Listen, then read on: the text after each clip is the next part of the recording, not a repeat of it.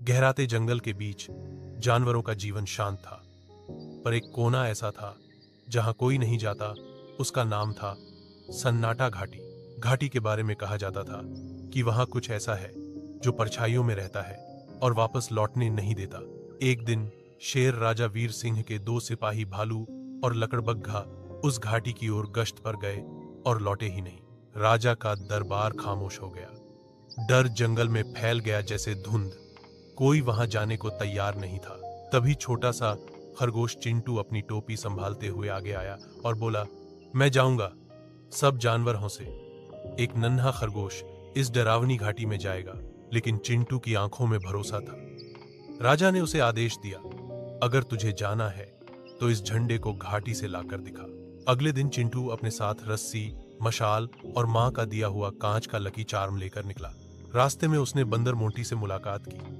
Monty ने कहा, अगर तू फांसे तो 3 बार सीटी बजाना, मैं आ जाऊंगा। शाम होते होते चिंटू सन्नाटा घाटी पहुंचा। सामने एक बड़ा दरवाजा और एक चेतावनी थी। जो गया वह छाया बन गया। अंदर घुसते ही ठंडी हवा के झोंके और पेड़ों की सरसराहट ने स्वागत किया।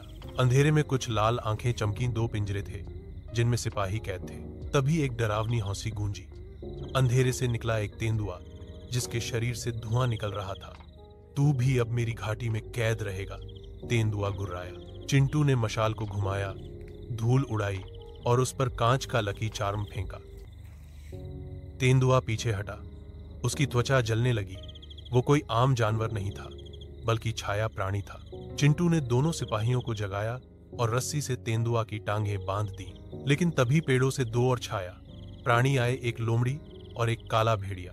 चिंटू ने तुरंत सीटी बजाई और झाड़ियों से बंदर मोंटी निकल आया, हाथ में पत्थर लिए। सबने मिलकर मुकाबला किया और आखिरकार तीनों छाया प्राणी पेड़ में समा गए। चिंटू ने घाटी में झंडा फहराया और सब बाहर की ओर दौड़ पड़े।